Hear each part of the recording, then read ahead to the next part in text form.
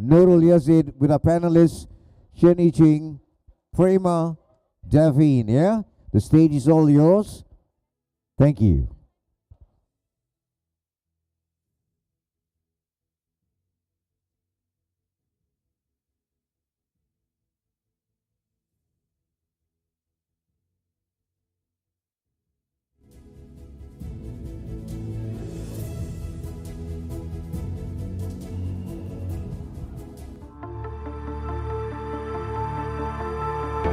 The wolf she cries at night, a breath had born. Okay, everybody, thank you for attending our forum. Every year at MIDE, I host a forum called Women in Diving with different topics that we talk about. And this year, I've decided to focus on diving in current. So we are very honored here to have three amazing divers. We have Ching, Prima, and Daphne. I've been very fortunate to have dived with all three of them. I've dived with some of them in Maldives, in Komodo, in Banda Sea, in all different locations. But recently I've dived with all of them in Triton Bay. They've all been to Triton Bay before. So before we move on, I'd like to first let these ladies introduce themselves a little bit. We'll start with Daphne. Okay, So, Daphne, Yes. why did you choose to dive? Initially, I didn't want to dive, but I had a colleague and a friend who hounded me for many months to try diving, and I decided, to stop this hounding or harassment, I would like to call it. I decided to try, and ever since then, there's no turning back, no regrets. So thank you, ex-colleague and friend.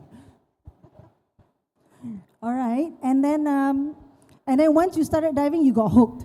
Yes, so that was back in like 2013, and yep, I've been diving non-stop ever since. So how many dives do you have now? I think about 600 plus. Whoa, 600 plus. That's a lot. And then we move on to Prima. When did you start diving and why? So I've seen my husband going for trips, and I'm always left out, and I was very curious, So that's when I started trying it out. I actually failed my first one, as you know, from the intro. So your husband started diving before you? Yes, he did. And he left you alone at home? Yes, he did. He goes for 7 days, and I'll be like, hey, okay, I need to try this, and I need to go for 7 days too. So yes, that's when I started, 2016.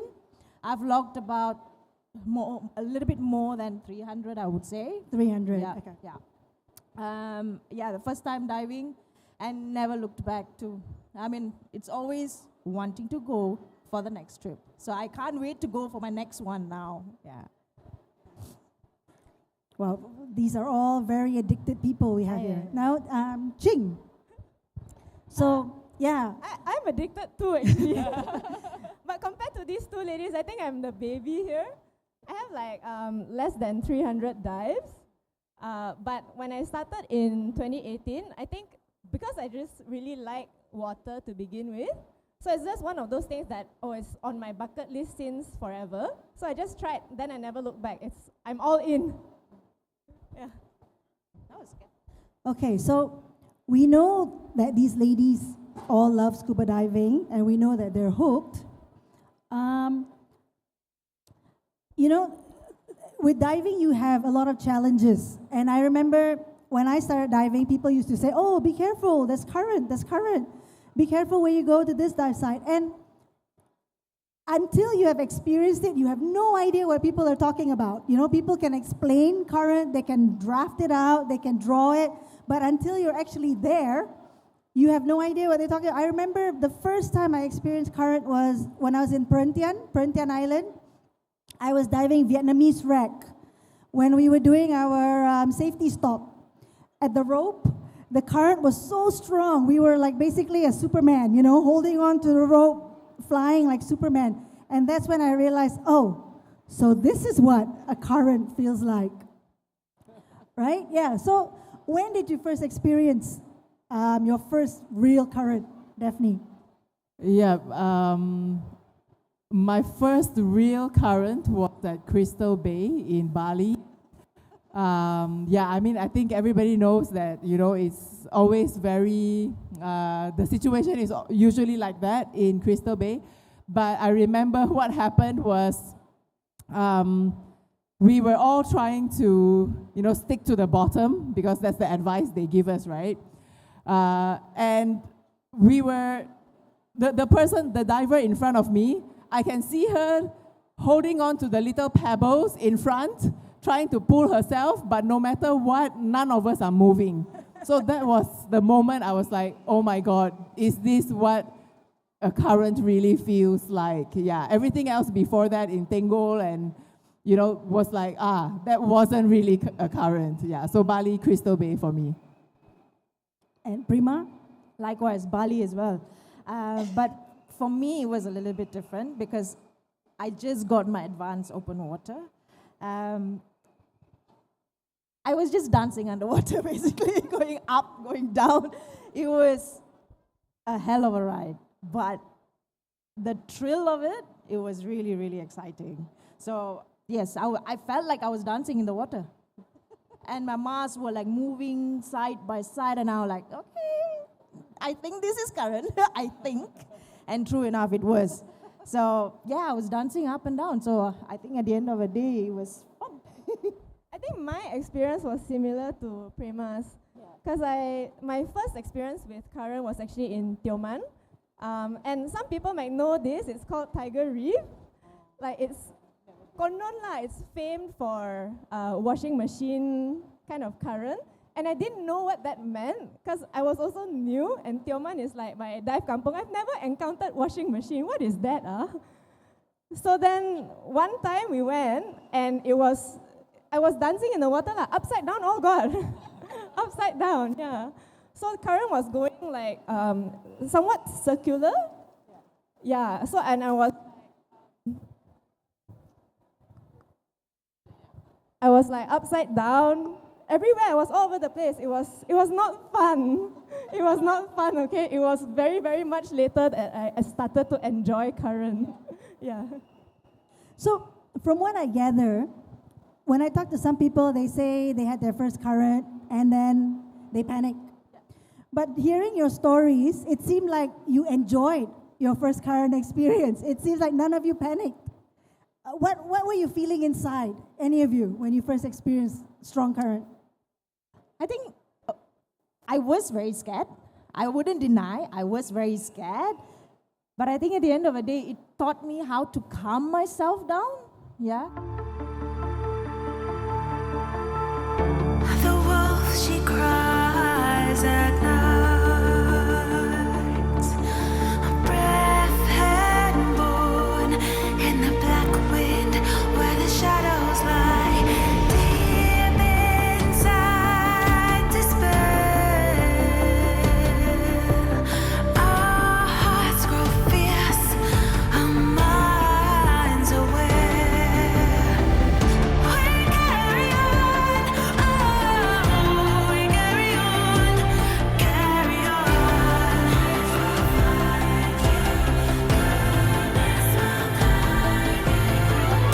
We carry on,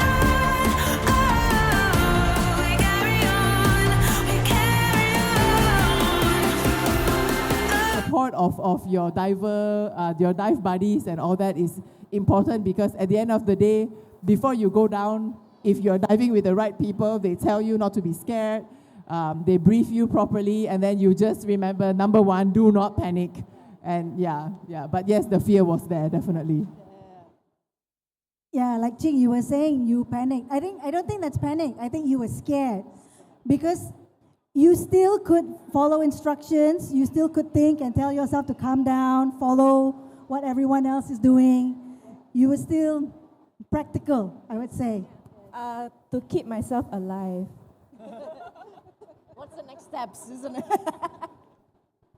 Yeah, I think to a certain extent, fear needs to be there. You need to be scared because it reminds you of actually, us and nature. Nature will always win. So always dive with respect. Always dive with humility, knowing that we are here to enjoy nature, and just that mostly. Yeah, I agree. Never take Mother Nature for granted. Okay, and then so do you guys use tools when you dive, like the current? Some people say I'll use gloves to hold on to something, but some places do not allow gloves.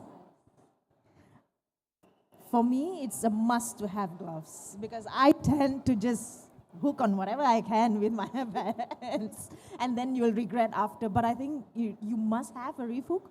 That is a definite, and then obviously a pointer as well, which helps for me. Yeah. I don't know if this is a story that Nurul's told anyone. We were actually in Komodo. One of the guys who were there, he bought like a reef hook, but he said it was like a really cheap one or something online. And so what happened was Komodo current is so strong, right, that this guy took his reef hook and he hooked it, and by the end of the dive, that cheap reef hook became a pointer. So yeah, that's how strong current can be sometimes. So I think investment in proper good gear from a reliable source, I think that's important too. Absolutely. Agreed. Yeah, reef hook for. Yeah. So buy a good reef hook, not the cheap one you find on Shopee. Buy a good quality Agreed. product. Like you Very said, important. I was there. I was diving with Ching, our friend Jonathan. He bought a very cheap reef hook, and then he hooked the reef, and it became straight. It's supposed to protect you from the current. Then we're like, forget about it. Yeah. So we told him, don't buy cheap stuff. Yeah. Especially if your life depends on it, right? Okay, so for reef hooks, they have the double hook and the single hook. Yeah. Which one do you guys prefer? I prefer the double. Yeah. Double hook for me. That's what I have. Yep. Actually, I've used the double hook ones, but I tend to prefer the single hook one. Why? I feel like it's more stable compared to the double hook one. Okay. Like, cause I will try. while using the double one, I actually got like pulled away, but with the single one, it was fine. Okay. To each his own, I guess. Yeah. Yeah, to each his own. I use the single one. It's because I've experienced in Raja Ampat, I couldn't find two holes to hook. So you're like, I can't. You can put one in, and the other one makes it like flimsy. goyang. So it starts moving. So then I moved to the single hook because you don't always find two holes to plug it in. But I find that, the traditional ones with just the hook in front and the rope and the other thing at the back that you hook to yourself works best rather than the ones that are in the market now that looks really canggih. It has like spring and all that. That doesn't seem to work for me. It breaks all the time. But only the traditional reef hook seems to You're work for me. talking about the yellow rope, right?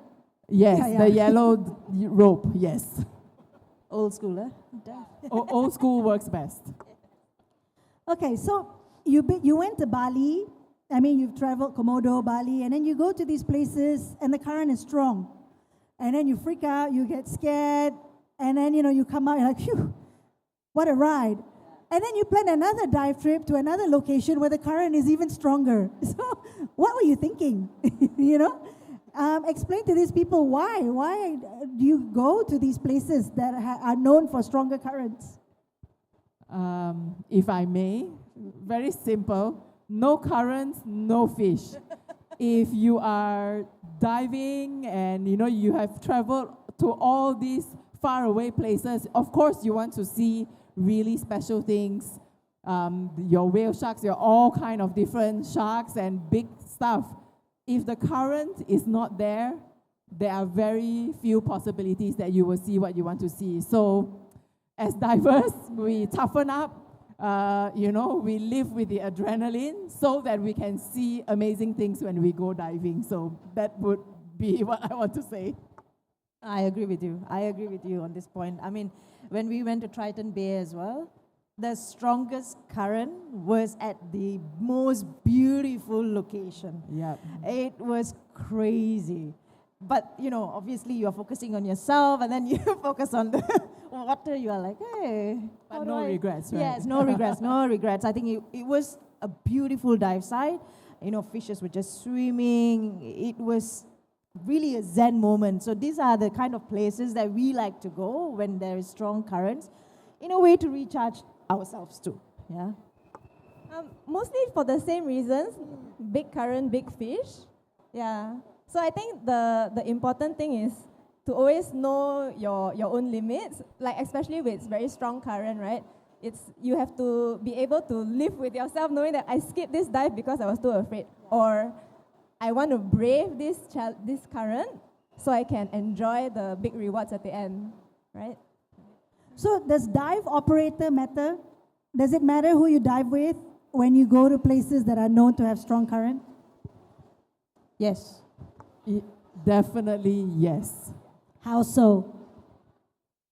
Very experienced dive operators can tell you what to do, and like if the current happens in such a manner, don't do this, or follow me, follow what I'm doing. They'll give you like the appropriate advice. But it's also one thing for them to give you advice. You also have to be able to follow them, follow their instructions, and also like pay attention. Don't get lost. Don't get swept off by the current. Yeah, I think it matters. Yeah, I think for me it matters because knowing that the operator that I dive with has local knowledge, has a lot of experience in that area, they can brief you the right way because they have been through probably all kinds of conditions in that very same dive site. I mean, as divers, I think we all know that Yeah. no matter where you go, the same time, 50 times, it will be 50 different experience. So diving with the right operator will give you the highest chances of safety, I would say. Yeah. Yeah, on that point, I mean, I completely agree with you. I think another point is also because you want to be safe. At the end of the day, if you don't trust or if that particular dive operator has a very, different kind of reviews, then you will probably think twice because at the end of the day, you don't want to get lost. You don't want to be swept away by the current. So there are a lot of reasons for safety. So for me, safety first. I go with the best if I can. Yeah. So even if they cost a bit more, It doesn't matter. It's life. Yeah, for sure. okay. And so how do you go about finding? Say you want to go to Raja Ampat. You know nothing about Raja Ampat. How do you find a reliable operator? Find Nurul. Yeah. Yes, fine, Nurul. It's either Daphne or Nurul. These are my two key persons that I go to most of the time.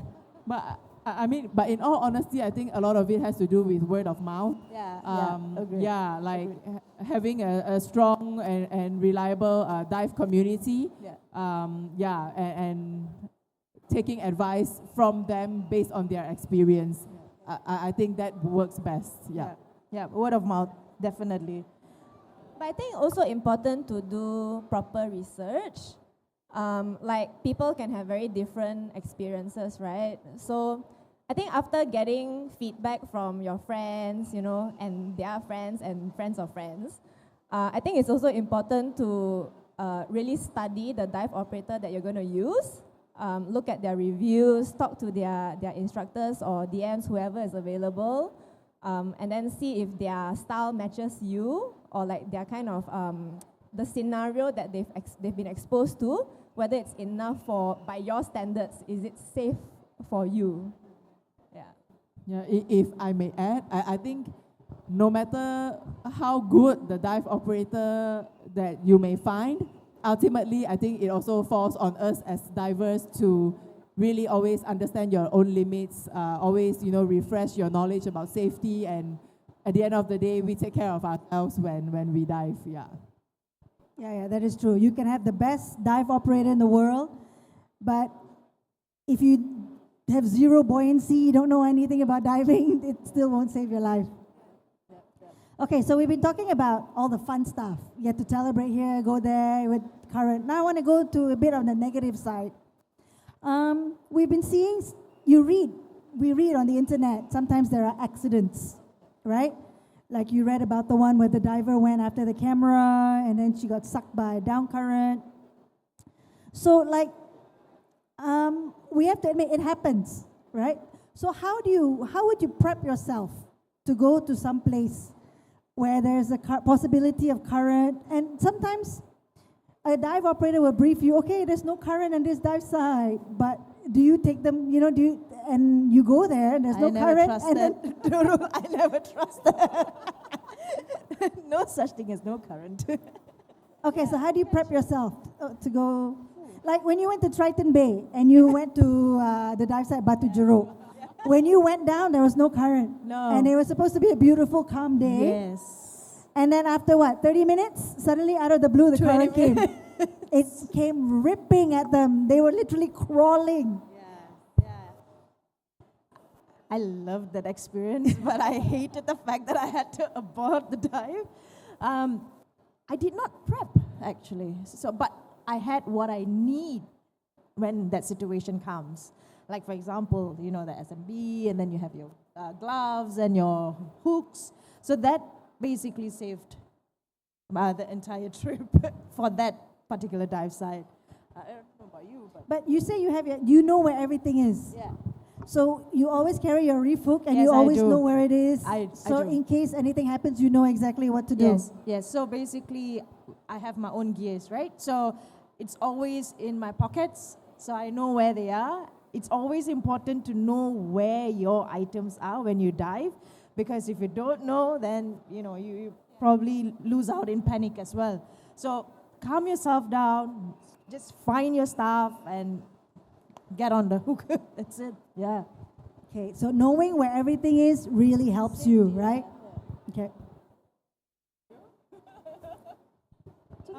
How do you prep yourself? I think mostly that. More importantly is you just really always have to remember all the safety procedures, right? I know diving is for fun, but your life is also dependent on how well you know how to take care of yourself underwater. So, I would mentally prep myself that if at any point I feel that it's not okay for me to continue this dive, it's okay. It's okay to say that I want to stop. I mentally prep myself that way, and exactly as what Prema and you brought up, always know where all your equipment and all your tools are, because that 1 or 2 seconds would make a huge difference when you're facing very strong currents that come suddenly. Yeah. I think for me, the mental prep comes from before I jump in. A lot of the mental prep comes from really paying attention to the dive briefing. And then also you must at some point you have to ask yourself, right, this kind of scenario, I'm okay or not? How confident you are. It's okay. Don't be so kiasu. You can skip the dive if you're not confident. You can always skip. You always have to be honest to yourself, no? Yeah. I'm responsible for my own life. Yeah, and then there's always another dive. There's always another time. You can always come back That's right. and dive the yes. side again. But you paid so much to go there. My life is Someone worth was more. saying. Yes, correct. So I've met people who say, I paid so much to come here. I'm not going to skip the dive. I just think it's not worth it. Agreed. Yeah. Okay, so it seems that you guys, from what I see, you guys have experienced quite many different types of currents, and you know how to prep yourself and everything. So what would you say? It has to. No, I'm just thinking because I meet so many new divers, and they tell me that, okay, they're terrified of going overseas. They say, oh, I would love to dive Indonesia, I would love to dive Komodo, but the current is so strong, I'm afraid. So I only dive in Malaysia. That's what they tell me. I said, no, Komodo's fine. And then I asked them, how many dives do you have? I have 200, but 200 or 50, whatever. Number of dives does not matter. So, like you guys, I see you started going overseas a little bit, then you got hooked, and then you explore different places, and now you're going to places with stronger and stronger currents. I mean, it comes with experience, but how would you talk to these people? If you were to meet somebody who says, I'm terrified of exploring other places because I'm scared of the current, what would you tell them? My first advice, you don't try, you don't know. Exactly, that's Right. what I wanted to No, say. but very when you true. say you don't try, you don't know, you don't want them to immediately jump into shotgun. You know what I mean? Yeah. Of course, of course. Yeah, but everyone gets scared at some point. But diving is also one of those very peaceful, very calming kind of activities you can do to slowly expose yourself to, educated guesses of the danger, the kind of danger that you're going to put yourself in. And then you realize that slowly, bit by bit, you can handle more and more and more. So by exposing yourself gradually, eventually you get to a point that, hey, this is not so bad. This is kind of fun. The more current, the more fish. Yeah. No, I agree. My first one was actually in Komodo. So I was actually terrified to go to Komodo just because of the shotgun. And Because everyone talks about the current, yes, so you're everybody's scared. talking about it, and you see videos like people flying here, flying there, and I'm like, oh no, what am I getting myself into? And then when we went there, it was calm. And I was like, okay, so current is not that bad. But of course, there was current. It is just how you manage it. I think at the end of the day, anywhere you dive, there will be current. If you want to go elsewhere, outside Malaysia, I think you guys should try, make the first attempt. I think it's pretty much worth it. Yeah, just explore. Yeah, I mean, I wouldn't want to repeat what the both of you say, but yes, definitely that. And I think the best advice or what I would say is, you really just need to dive more. Don't think about, when you're considering where is your next dive, don't think about that first question, are there currents or not? Because you know what, even if you go back to the same place that you've been to in Malaysia for, the last 20 trips, there is going to be a sudden current. Then what, you're going to stop diving at that same place you've been going to? No, right? So, for us here in Malaysia, I think we are blessed to be in a region where, we are just 2 hours dive away from the most beautiful places in Indonesia, in Thailand, in Philippines. So go and dive, current or no current. Don't worry, the more you dive, the more comfortable you get underwater. And like we said earlier, no current, no fish. So go and do it. So, some people might not understand. What does no current, no fish mean? Wow, that's a question that really caught us off guard. There might be some Yes. non-divers out here. There might be some non-divers. What do you mean by no current, no fish? Okay, let me explain this in a way that I believe I understand.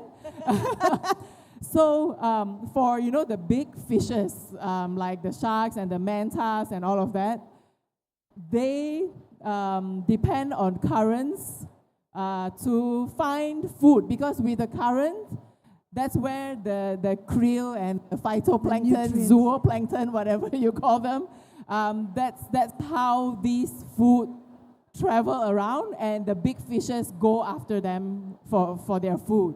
So without these currents, you will be less likely to see these big things. I hope I'm correct. Same. Yeah. So it's not just the big stuff. Also, schooling fish, Yes. Oh, yes. Schooling like fish. the snappers, fusiliers, and all that. When there's current, all the fish come out, Yeah. and they're all facing one direction, facing against the current to eat all the nutrients that come. Actually, that's one of the best things I like for schooling fish. It's so cute, right? You see them like they're just parking, schooling, Yeah. but they're just parking there and then just waiting for the right to come in. I think that's the best part So of the current. they are just Agreed, hanging agreed. out, eating, and we are dying. Yeah, Almost dying to exactly. We keep are up trying with them. to Yeah, I remember you, was it in Maldives, where she was swimming, Nurul was swimming like crazy next to a Napoleon Ras. And the Napoleon Ras was just, la la la, living its life. And the current was strong and Nurul was, swimming against it. But it was such a beautiful moment. Yeah. Yeah, after that I stopped because I ran out of breath. But yeah, so you get the best stuff. So, I would say don't be afraid. Go out, venture. You will experience current at some point, whether it's half a knot, 1 knot, slow or strong. And then you won't know what people are talking about until you experience it yourself. You can read millions of books, watch millions of YouTube videos. Until you're in it, you won't understand what people are talking about. If I may add, I think diving in currents really makes you a better and more confident diver as well. sure. Yeah. Anything you guys want to add? Okay, so reef hook, it's something that people should get for current. For sure, for sure. For me, it's also a pointer and a glove, which is a must. Yeah. And a very reliable dive buddy, I would say. Okay, so I guess the advice we have is always be calm, don't panic, listen to your dive guide, no matter what happens. Make sure you just follow your dive guide, they'll know how to handle it. And if it's too much, don't feel afraid to abort the dive at any time because you can always come back. Right? Anything else you want to say? I think just one piece of advice, just be honest to yourself. Just remember where your gears are. Make sure your gears are all top notch. These are some of the tips that I would actually advise all divers here. Yeah. And then leave your ego at the door, yeah? Oh, yes. Definitely, yes. And I would say there's no such thing as over prepping. Like if it's for safety, just over prep anyway. Yeah. Agreed. Okay, well, then thank you very much, ladies. It was Thank great to you. have you Thank here you. today. And I hope I get to dive with you all again someday. I'll be diving with you in August. Nusa. Yes. Again in Can't the wait. current. Oh, yes. Okay, thank you very much. Thank you. Thank you.